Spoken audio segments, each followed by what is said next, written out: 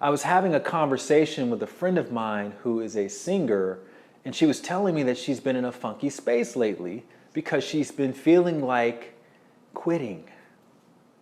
And I congratulated her. I said, great, that's how you know you're truly on your path. Wanting to quit is an integral part of living your purpose. It's hard, I get it. Living your purpose can be lonely sometimes, right? It's much easier to do something conventional and expected that has a higher probability of success.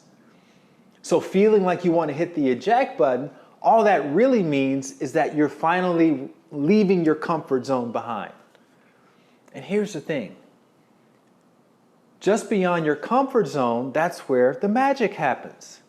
Because it forces us to do something that frankly needs to happen in order for us to do our best work. And that is, we have to let go of our idea around how this process is supposed to look and how long it's supposed to take. Because in our mental sketch of the process, there wasn't supposed to be these hardships, right? There wasn't supposed to be a pandemic. There sure as hell wasn't supposed to be all this tension around privilege and race. Or was there? Right? What if we take the opposite view and we consider that on some level we chose this very moment? All of it. It's like that movie 127 Hours. I don't know if you saw it, but it's the true story of a hiker who was out for a hike in the middle of nowhere, and he somehow gets his arm trapped in between a boulder and the canyon wall, and he can't move. He can't go anywhere. And after 5 days, 127 hours of being trapped, he has to do the unthinkable. He cut off his own arm with a pocket knife. Can you imagine how traumatic of an experience that would be? Right? It's not something you would wish on anyone. But then long after that happened, when he was finally able to get enough distance from that trauma, he looked back and he saw something that he wasn't even able to consider in the moment. He said, I chose this.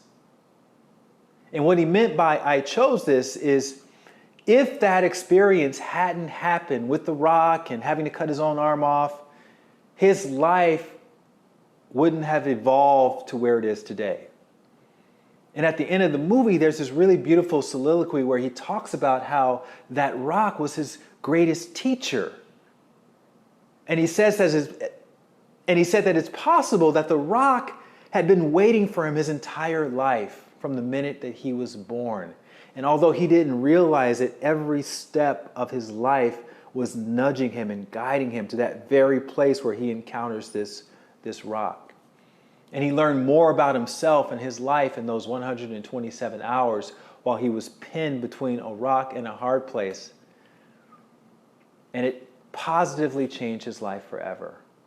So I would go out on a limb and say that what's happening right now with us is having that same sort of effect, right? Not just individually, but also collectively. And the important thing is to not let these lessons that we're learning go unnoticed, but to approach this time that we chose for ourselves to learn everything that we can from this experience. If you like that video, you're gonna love the next one. Click this thumbnail right here, and I'll see you over there.